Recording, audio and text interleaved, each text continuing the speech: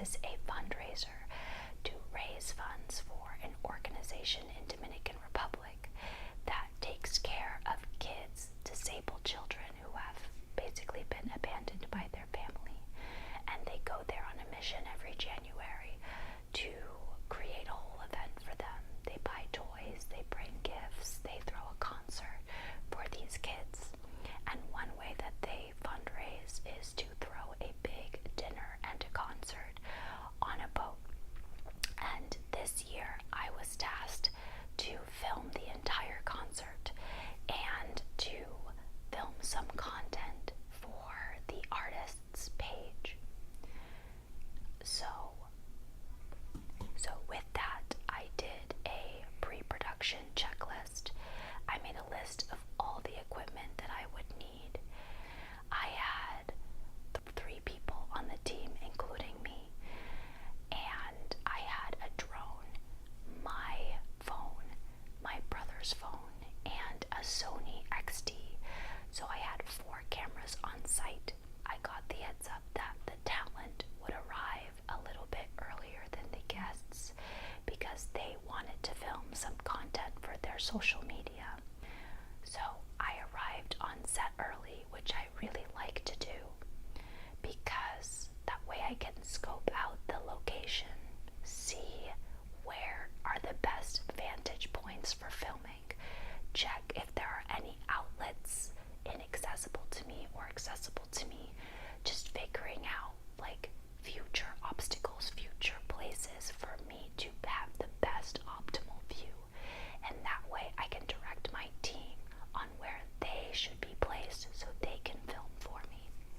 My plan was that I was going to operate the main camera and my 2 other teammates would utilize interior and exterior B-roll. Once we arrived on set, we arrived about 2 hours early, and it was really good that we did. Not only did we have time to spend on the boat to walk around and see the best points of view to film, we also allowed ourselves to build rapport.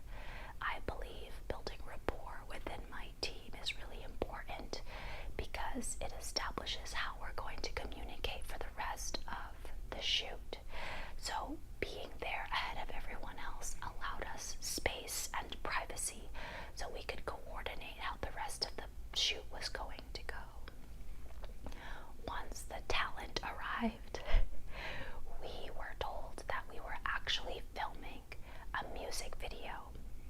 I was under the impression that we were going to film short form video just for her to put on her social media, but we were told right when she arrived we're going to do the music video.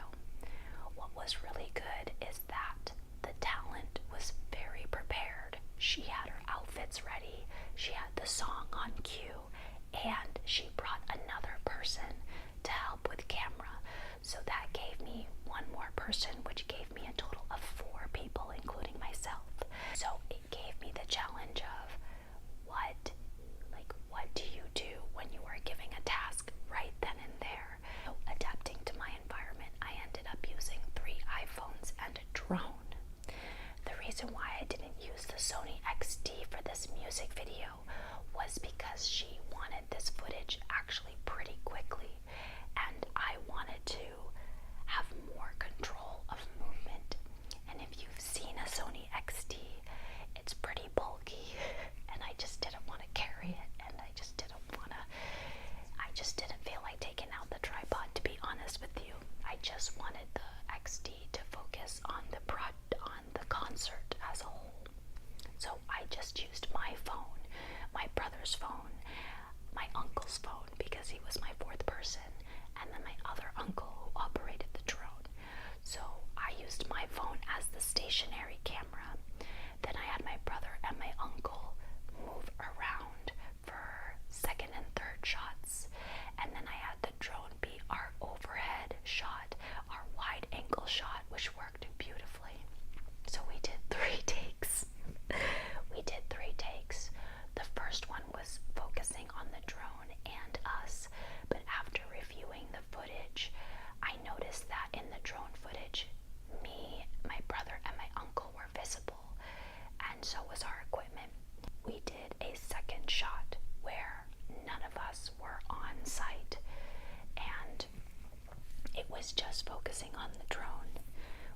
also tackling the challenge of the drone battery, because the drone sucks up a lot of battery power. I learned that day.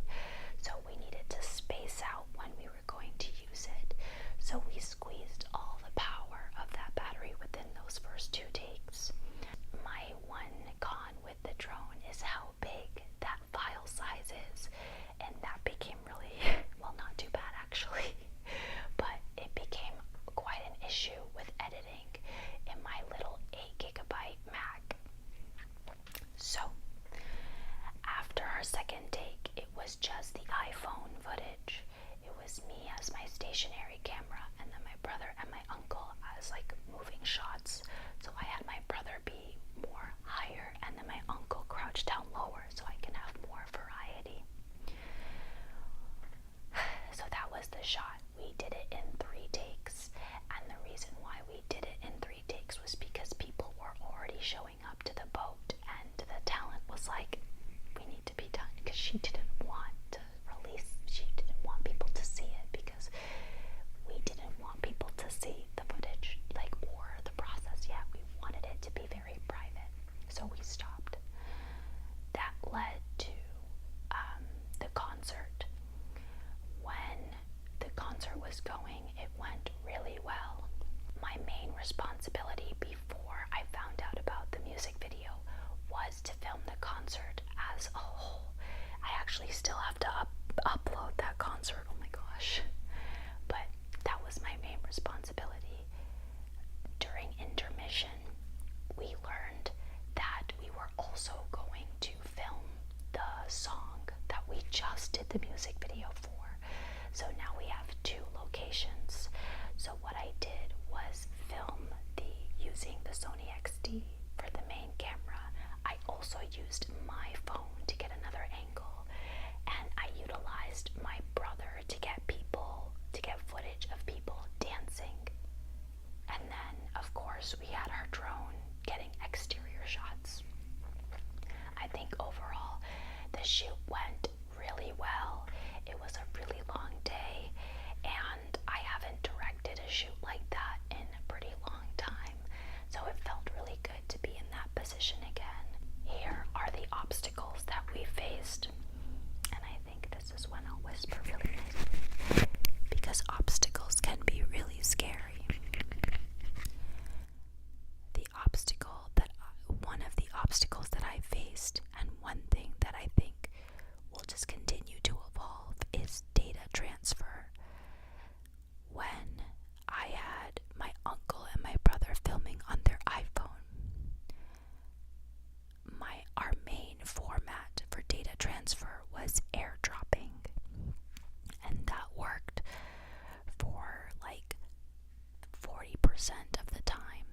But I actually couldn't get the rest of the footage because for some reason my laptop just stopped accepting airdrops. And from that point, everyone needed to go. So towards the end of the concert, when I wanted all the footage, it became a little bit finicky to get all the footage. I think the one thing that would be useful for next time is to get an adapter of some kind where I'm able to transfer the footage onto an SD card and just put it on my computer right away. That's what was useful about the drone. I just grabbed the SD card and put it on my computer and I was fine. But yeah, another obstacle that I faced on the shoot was just being told of what we were shooting the moment that we were shooting it. I think it was an obstacle for me because I didn't really plan for that, and sometimes I'm one of those people that get kind of like flustered when like, wait, we didn't discuss this.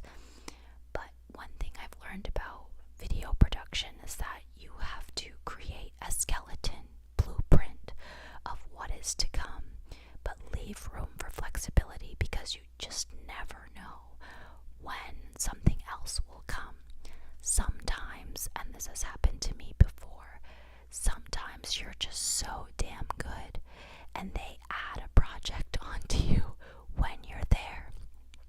And I think at that point, as a creator, you can either say yes, but this will be the price increase, or practice boundary setting and say, I'm sorry, that wasn't discussed in our original meeting. Maybe we can do this next time. But I think it definitely showed me that, like, I need to create more space with the production and just really be prepared at any moment's notice to adapt to whatever is thrown my way. So even though that was an obstacle, I really appreciated it coming up, because now I feel like I'm more prepared for the next shoot. My obstacle, the biggest obstacle that I faced, was actually in post-production. I think the shoot on site overall went really well. Having a lot of people on camera was great. Right when everything ended, I got as much footage as I possibly could. But once it comes to post-production and you see all the footage, you're just like, oh my gosh, I have to do all of this. For post-production, I didn't utilize multicam editing, but I could have. I should have. I'll do it for next time.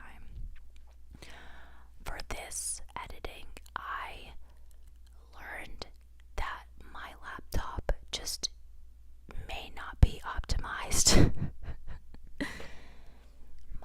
my laptop, she was really working her butt off.